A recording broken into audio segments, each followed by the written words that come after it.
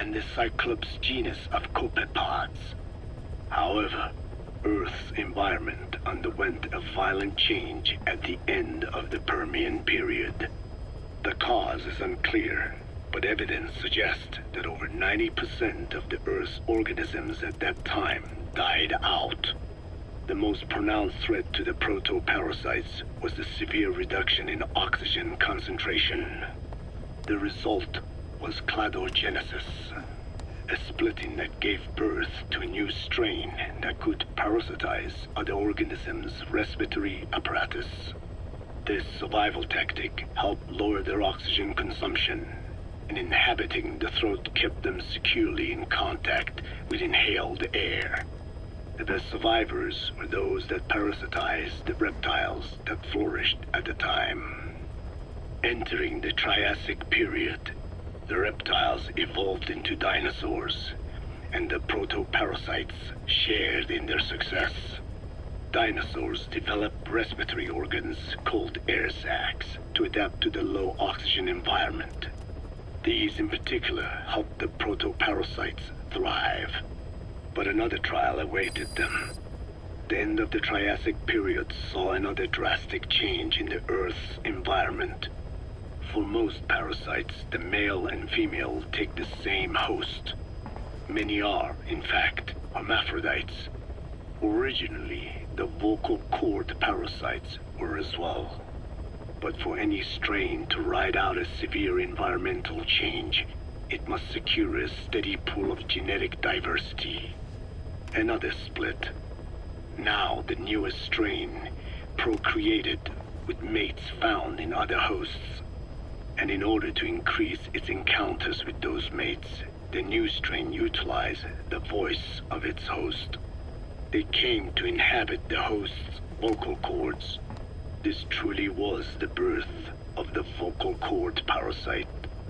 The parasites developed the host's pharynx to form resonating chambers and used them to produce sophisticated mating calls.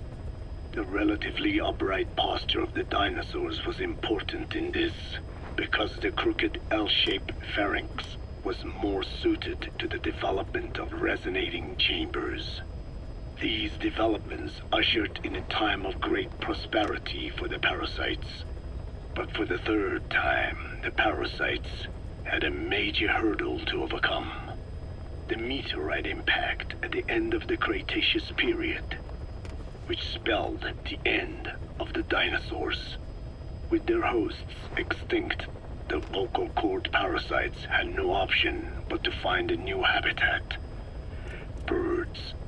As genetic successors to the dinosaurs, with functioning air sac apparatus already in place, birds were the perfect choice. But the parasites could not survive in birds that flew at high altitudes with thinner air. So they parasitized ground-dwelling birds and altered their respiratory system for the sake of reproduction. They gave the birds the means to produce sophisticated sounds. The syrinx responsible for chirping. This is the proof that points to activation of FOXP2 in songbirds as well as humans. The Cenozoic era began with a rise in oxygen concentration, which helped mammals to evolve and increase in size. The parasites then shifted to humans as a more effective host. Humans' bipedal upright walking meant that our throats could support larger resonating chambers.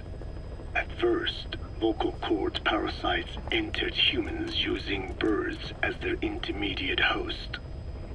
But eventually they changed to conducting their entire life cycle within human hosts. What happened next is as I have already described. People took the vocalizing prowess given them by the parasites and made it language, and once the parasites could no longer use it as their mating call, they died out. Or in other words, the parasites overcame all evolutionary hurdles except humanity. Skullface shared his opinion on this matter. He said the Ethnic Cleansers Project was sure to succeed. After all, the parasites had a grudge against us humans. To think we awoke them after such a long slumber, just so they could sate their thirst for vengeance. It is terrible, unforgivable, and yet, it is what I have done. I learned of the vocal cord parasite's existence in literature belonging to the Foundation. It was little more than a theory. The question was, why does only Homo sapiens among all primates have highly developed language? Human versus everything else. The missing link between these was the mystery that gave rise to this theory. I was fascinated by the idea of their existence. In the Dene creation myth, the Neo Dene, who first inhabited the world, were insect-like creatures. I came to imagine that those insect-like creatures could be humans living in symbiosis with the vocal cord parasites. But I had not the faintest idea of how I could resurrect them. That is when Skullface came to me. What he offered me was not just assistance with my metallic archaea research. He told me the vocal cord parasites really existed. And not only did they exist, they had already been brought back to life in the modern age. An ancient human cadaver, host to the parasites of the time. Cypher excavated such a cadaver from a permafrost region and isolated the DNA coding of the vocal cord parasites. Naturally, they were long dead and could not be brought back, but there was an alternate vessel they could use. A relative species of the Pentastomida discovered in China. It had adapted to live in the nasal cavity of animal hosts, but its genetic sequence showed signs of common ancestry with the vocal cord parasites. Ontogenesis, the path of an organism to maturity, is like a roadmap of the phylogenetic evolution of the entire strain. Cypher used this to effect a reverse evolution of the modern parasite and resurrect the vocal cord parasites. They interposed a developmental mechanism to the ontogenetic stage analogous to when the relative species first appeared, the point at which it split from the vocal cord parasites, forcing its evolution down the other path, the vocal cord parasite path. The larvae is produced by the vocal cord parasites, reborn. I do not know in detail how Cypher accomplished this, but clearly they have access to high-level genetic technologies. Skullface said it was the work of a genius woman scientist, and that the relative species in question was first discovered by a group once called the Philosophers. I was tasked with modifying the resurrected parasites.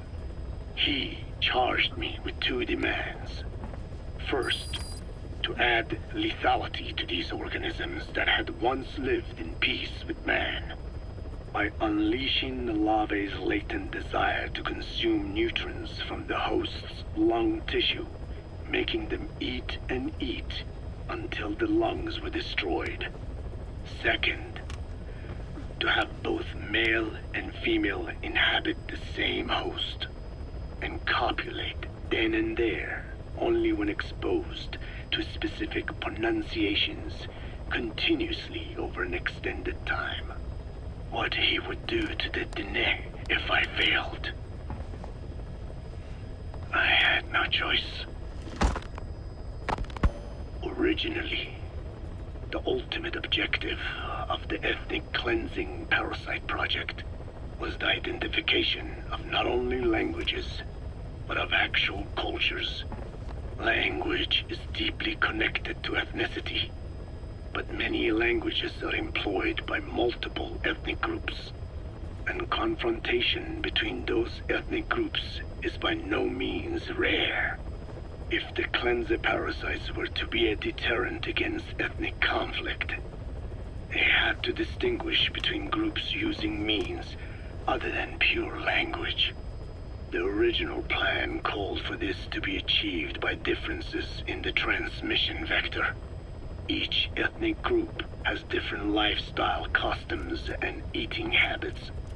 For instance, parasites living in shallow water and taken in through the skin could be used to target rice farming groups. Or parasites using cows as their intermediate host would be ineffective against cultures that abstain from eating beef. But that is a lofty goal indeed. The current parasites mainly rely on droplet transmission. It would take extensive time to alter the transmission route. I eventually learned that the Ethnic Cleansers project had been shut down. It was Skullface who put it back into operation. But despite that, he told me to forget about the transmission route and just focus on language identification. I do not know why. I understand that the Chinese philosophers who discovered the relative species of parasite originally planned to develop a phonogrammic Alexia parasite.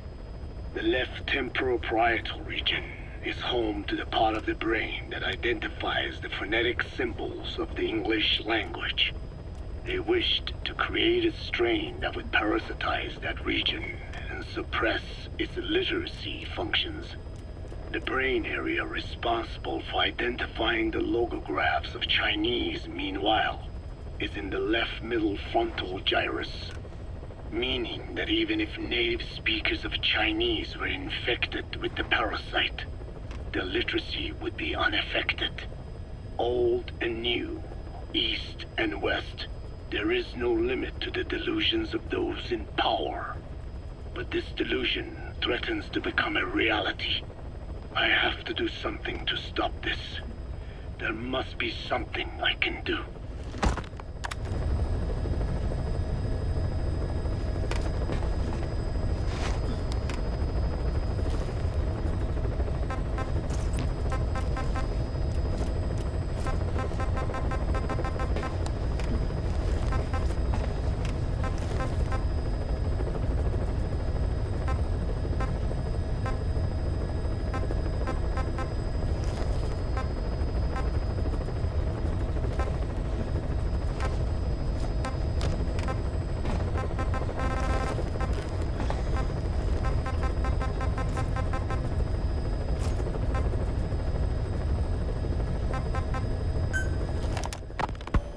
Fine.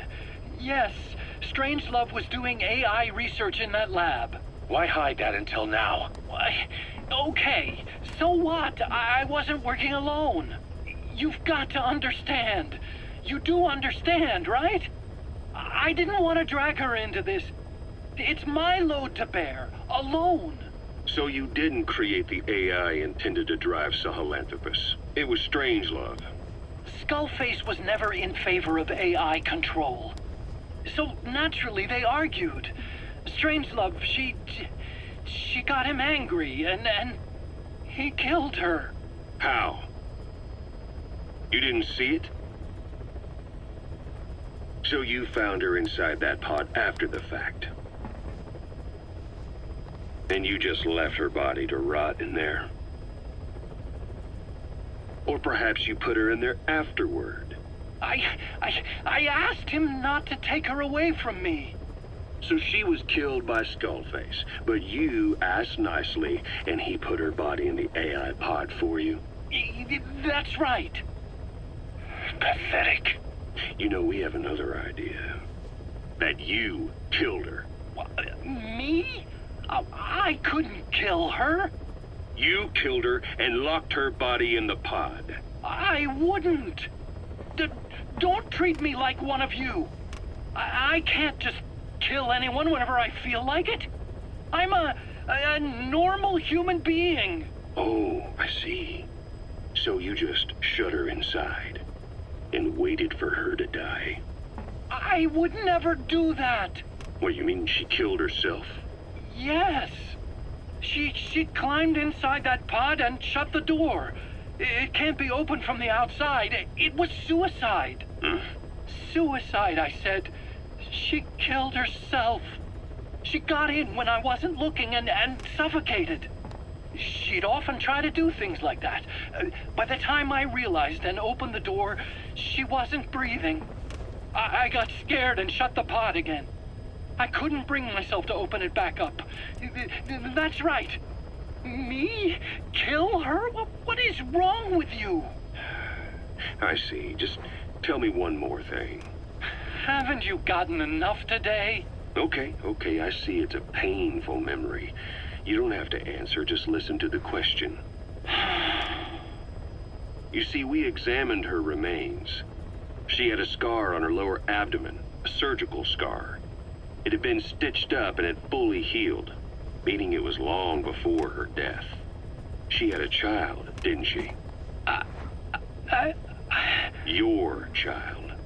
Where's the kid? How should I know? So there is a child. I've never seen his face. What do you take us for? They took it all. Even my child. I didn't even know he'd been born. I lost everything. How old would he be? It's 4 years since then. And you know it's a boy. Strangelove said so. And his name? We called him Hal, even though I never saw his face.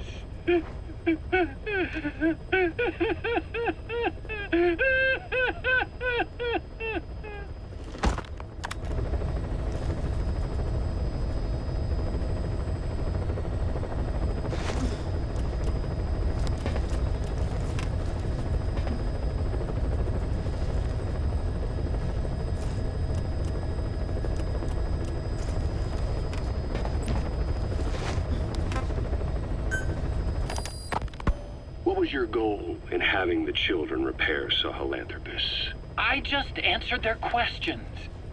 I had no idea they would actually try to fix it. I mean, can you imagine a child piloting it? Oh, sure, easily. It wouldn't work. Well, I bet it's just like riding a bike. I said it didn't work. Who did you try? I didn't. Did you put your son in it? We never did that. His name was, Hal, wasn't it? I thought you said you never saw his face. But you made him pilot Sahelanthropus. You used him in your experiments. He wanted to get in. It was such a short time we had. So he was with you. We were happy. You're still happy now. Changing your lies to suit the listener and getting by slipping through the cracks. Building layer upon layer of convenient stories until nothing means anything to you anymore. You're happy all the time because you don't even notice you're doing it. Think hard. Who are you really? You're not a victim and you're not the silent majority. You're a perpetrator and a petty hypocrite. The real world doesn't make you suffer. It's the other way around.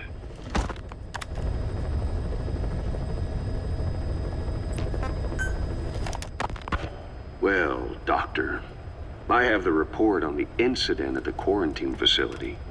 Assuming the vocal cord parasite underwent a mutation.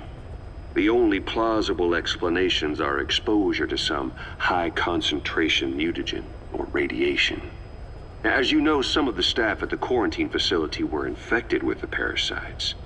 The Wolbachia prevented them from copulating, but the parasites themselves can't be removed from their host's vocal cords.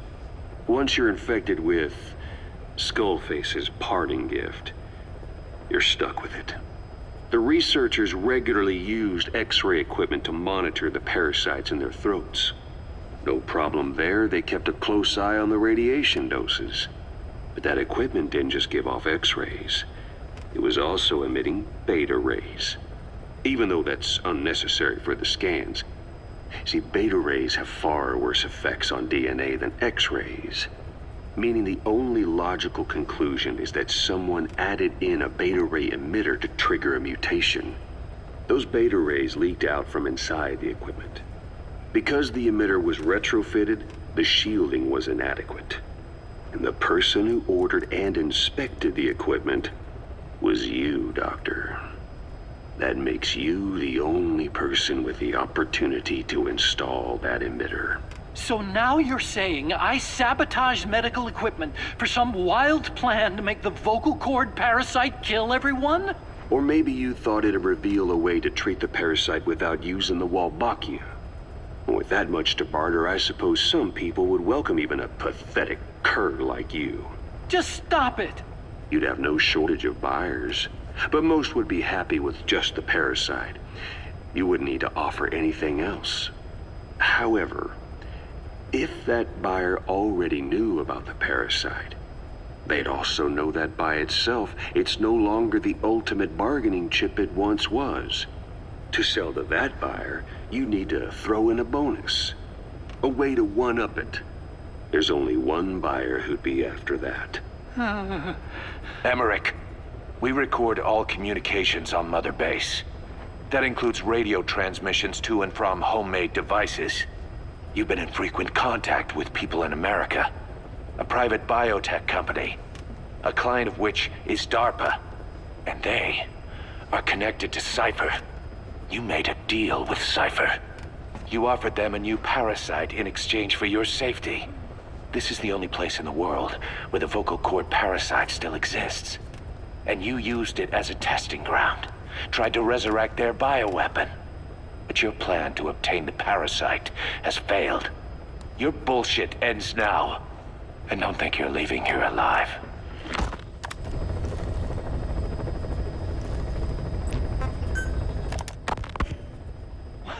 Wait, what are you talking about? Just what do you plan to do? Present the charges against you. And render an appropriate punishment. You're gonna put me on trial? Call it what you like. What's the meaning of this? Out of here, all of you. Back to your posts. No, hang on. Huey has killed their comrades and interfered with their lives. They've had all they can take. Kill her! Stop! This is insane! You have no evidence whatsoever. You say you're an army free from government. You talk big about being a nation unto yourselves. But from the outside, you're just thugs, rebels, a militia, you terrorists, an unhinged threat to society. You're nothing but a bunch of psychopaths. So you're not with us? No, I didn't. I thought we were on the same side. That's too bad. I didn't mean... Men, you will have justice. But our organization, the boss's organization, is built on order and reason. There will be no lynch mob. So stand down for today. We will gather all the evidence of this man's crimes. And then he will be tried. Dismissed. What do you think you're doing? Go ahead and execute me. It'll be murder in the eyes of the world. You've lost your minds. Don't you get it? You're seeing phantoms. Just look at that dog. No, you named him D-Dog, but it's obvious anyone could see that's a wolf because you're all a bunch of wild dogs. You wanted to believe he was too, to feel some connection, to fight your loneliness. You wanted something to cling to prove you deserve to be alive. You wanted to forget the death, your sins, so you'd cling on to dogs, or wolves, or even Big Boss. The boss is the same, isn't he? Every one of you is alone. That's why you suspect your own. I know, because I do the same. I'm one of you too. Alone.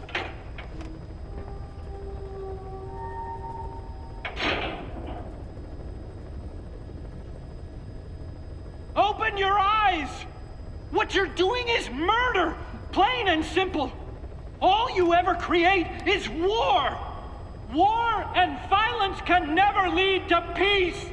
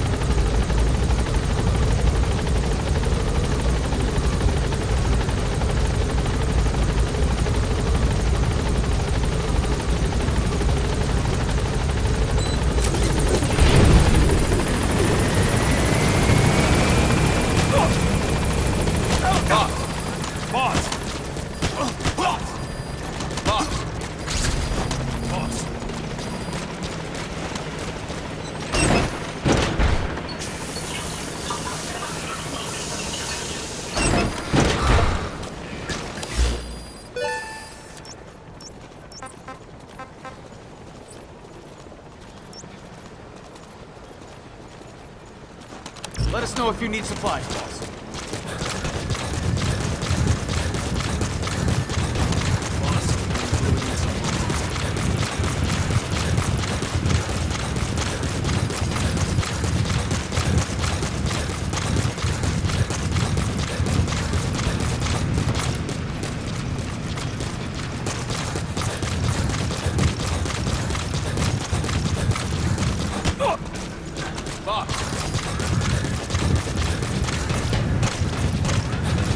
Boss, you, me, mock battle, what do you say?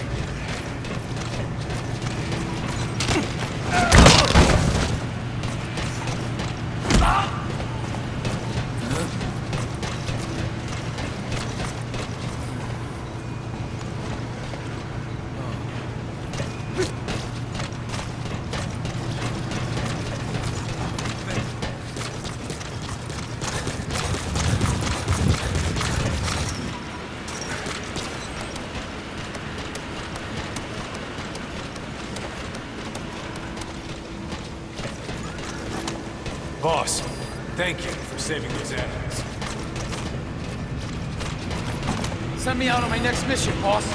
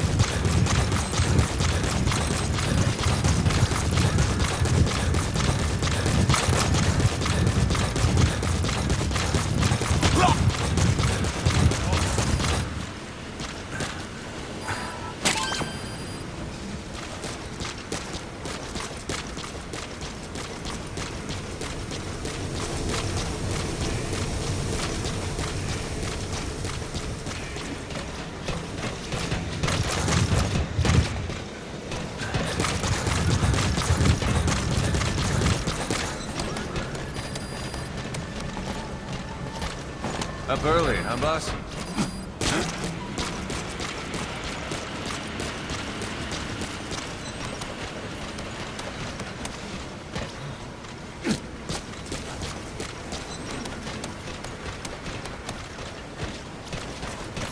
Good to see you, boss. Roger. This is Pequod. Arriving shortly at LZ. This is Pequod. On station at LZ.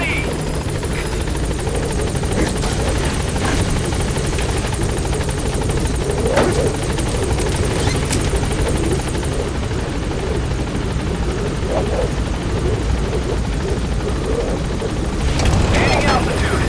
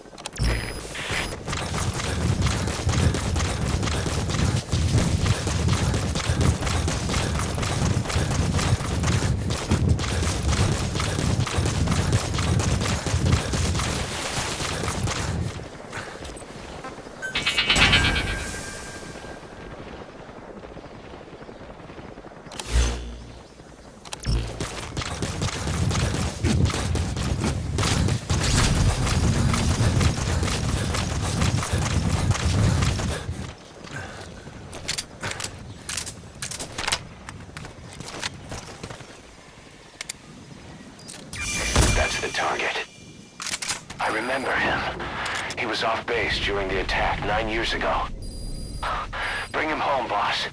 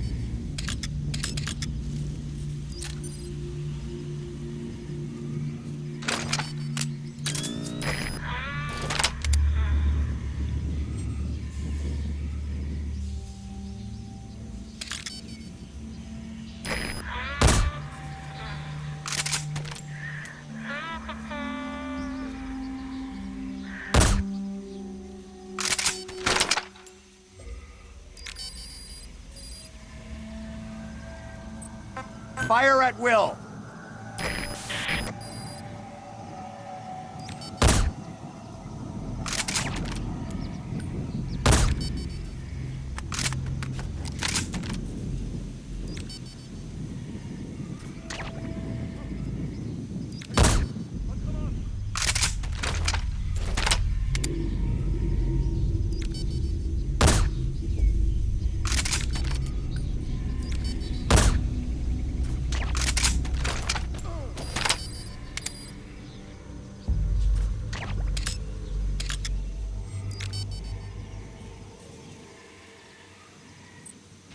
Fire!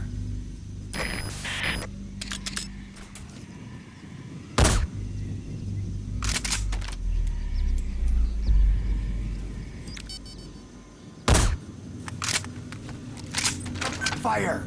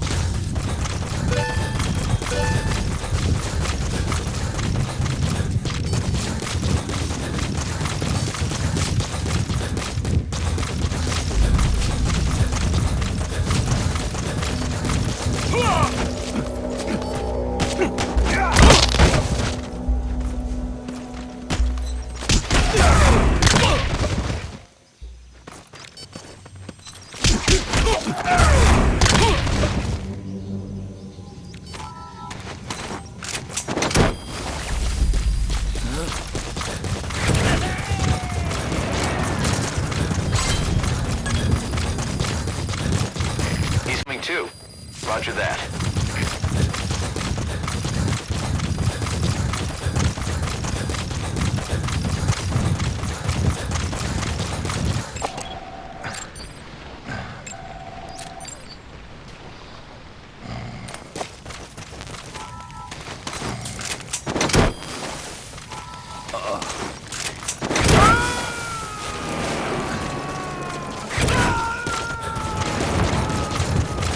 Subject on board.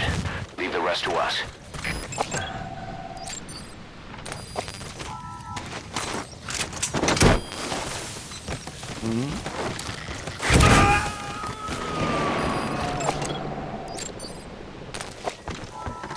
He's coming too. Roger that.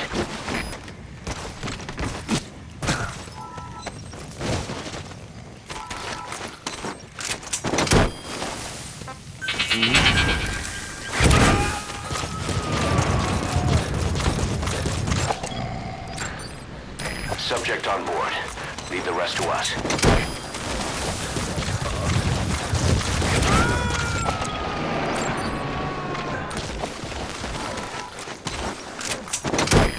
You gotta extract him.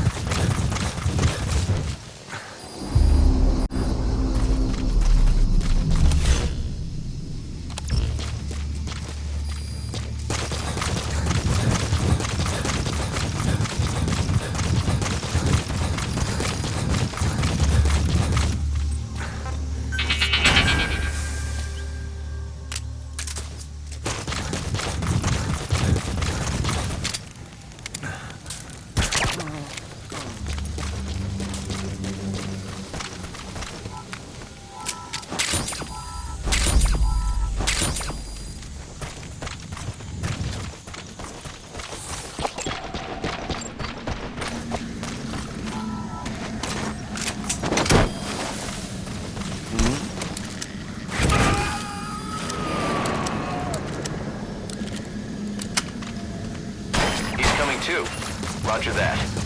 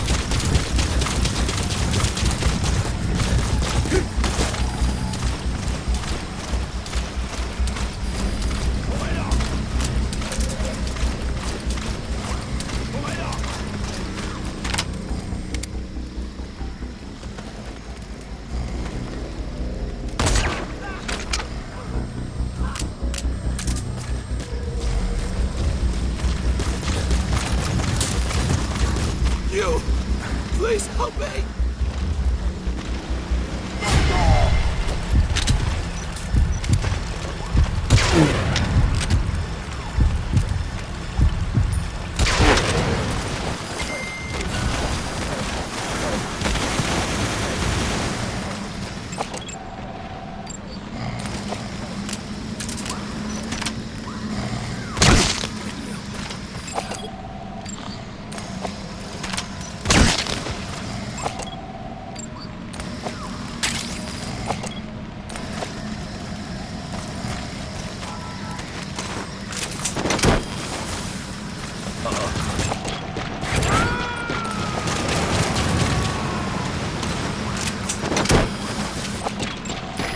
Extract him.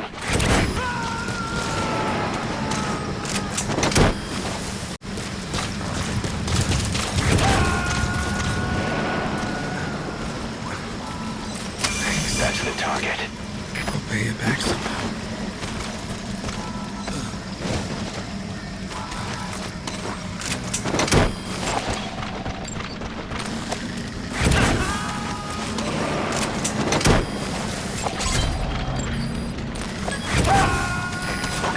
Subject is in.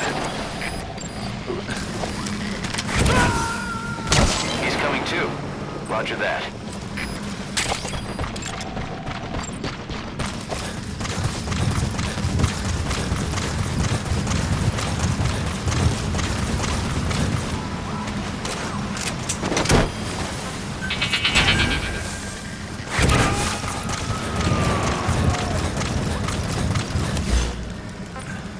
Subject on board. Leave the rest to us.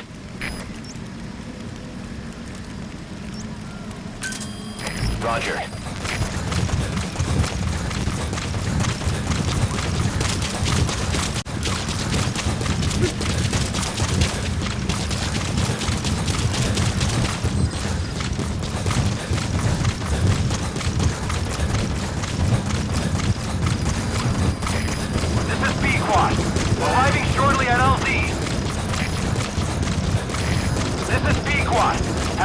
that